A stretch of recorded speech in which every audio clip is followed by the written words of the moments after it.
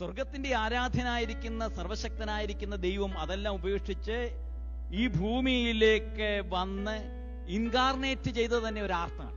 ബൈബിളിൽ ഏറ്റവും വലിയ കലാസൗന്ദര്യം ഏതാണ് എന്ന് ചോദിച്ചു കഴിഞ്ഞാൽ ഗോൽഗോഥായുടെ പിരിമാറിൽ നമുക്ക് വേണ്ടി പിടഞ്ഞു മരിച്ച കർത്താവിന്റെ ആ സ്നേഹമായിരുന്നു ഏറ്റവും വലിയ കലാസൗന്ദര്യം. കുറ്റവാളി മരിക്കുന്നത് പോലെ ക്രൂശിൽ മരിച്ച യേശു ക്രിസ്തു അത് നിന്ദ്യമാണ്, അപമാനിക്കപ്പെട്ട ഒരു കാര്യമാണ് എന്ന് പറയപ്പെടുന്ന ആളുകൾക്ക് വേണ്ടി അത്താനിയോസ് പറഞ്ഞിരിക്കുന്ന ഒരു ചിന്തയുണ്ട്.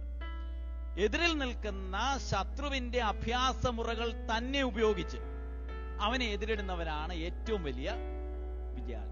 പിശാച് അഥവാ ശത്രുവിന്റെ ഒടുക്കത്തെ ആയുധം എന്ന് പറയപ്പെടുന്നത് മരണമായിരുന്നു. പിശാച് ഉപയോഗിച്ച് ഏറ്റവും ശക്തമേറിയ ആയുധം എന്ന് പറയപ്പെടുന്നത് കൊല്ലുക എന്നുള്ളതാണ്. അതേ ആയുധം വെച്ചുകൊണ്ടാണ് കർത്താവ് പോരാടുന്നത്.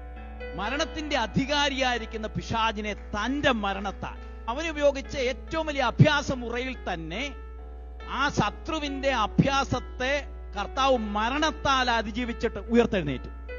ലോക ചരിത്രത്തിൽ എഴുന്നേറ്റ് നിന്നുകൊണ്ട് കൈ ഉയർത്തി മരിച്ച ഏക വ്യക്തി, അതാണ് കലാസൗന്ദര്യം എന്ന് പറയപ്പെടുന്നത്. കരമുയർത്തി സകലവും നിവൃത്തിയായി വിജയിച്ചു എന്ന് പറഞ്ഞ